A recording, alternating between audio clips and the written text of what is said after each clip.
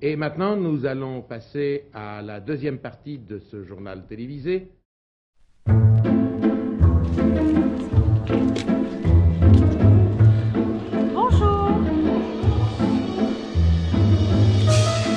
Donc là, il y a la compagnie de la Naine Rouge que nous accueillons en résidence une semaine avant le spectacle et qui sont en train de peaufiner la création de leur spectacle.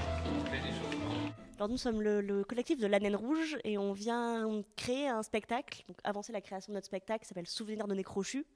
Et donc là on est là une semaine pour créer l'avancée du spectacle, donc on en est à peu près à la moitié actuellement. Et donc là voilà, on travaille pendant une semaine, on retravaille ce qu'on a déjà créé pour le présenter samedi pendant le festival Résidence Nomade.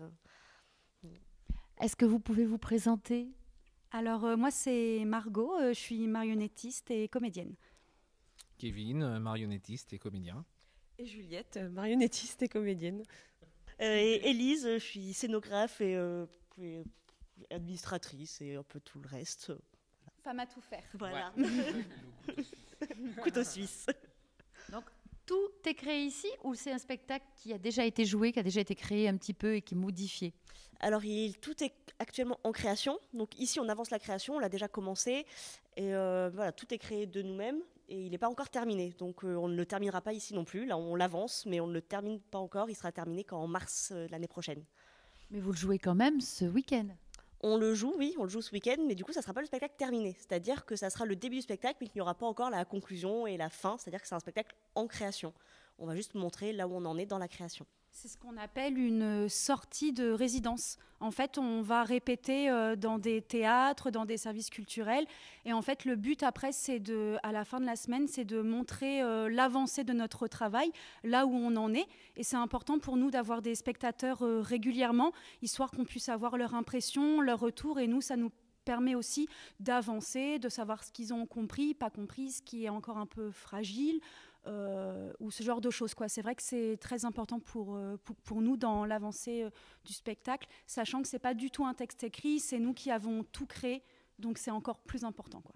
Bien sûr, ça permet de le faire évoluer et de voir quelles sont les attentes, ce qui marche pas. Alors vous créez tout, même les décors, tout. Marionnettes, décors et textes, voilà. Vous fabriquez les marionnettes ? Oui aussi, ouais. Donc on a plusieurs types de marionnettes qui correspondent à chaque univers, qui sont renfermés dans chacune des valises du spectacle.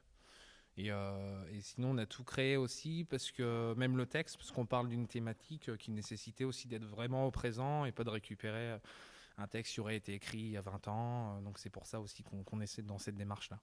Voilà. Est-ce qu'on peut dévoiler un petit peu ?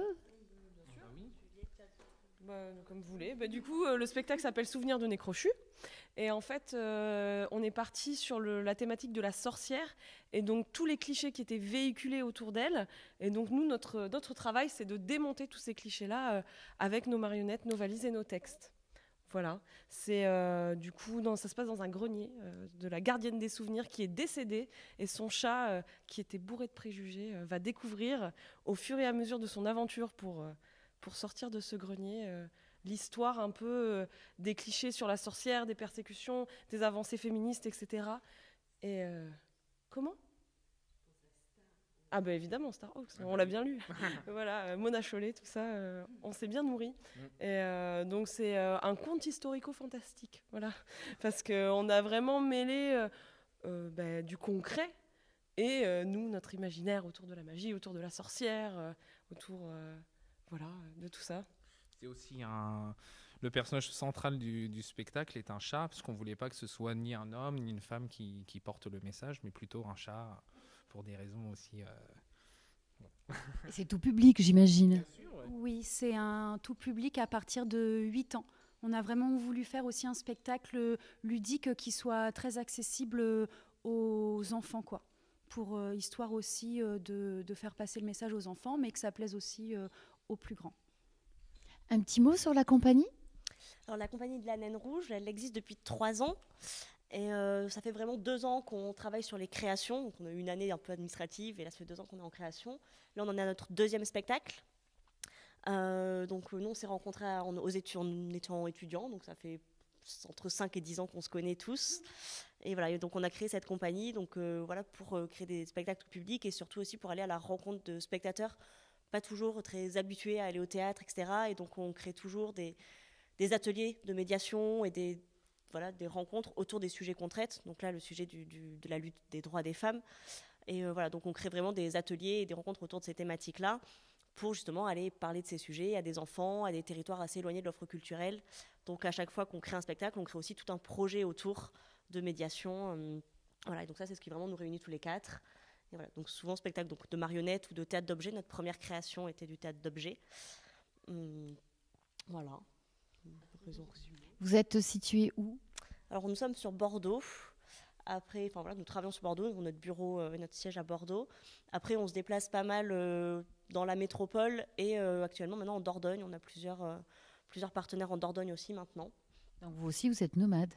On est aussi nomade en quelque sorte, voilà. Parce qu'on n'a pas de lieu de répétition à nous, donc on va répéter là où des théâtres ou des personnes nous mettent à disposition des salles ou des résidences. Voilà. Donc on bouge en fonction des gens qui nous accueillent pour qu'on puisse créer. Bon, on va vous découvrir ce week-end. On vous laisse travailler. Merci. Merci à vous.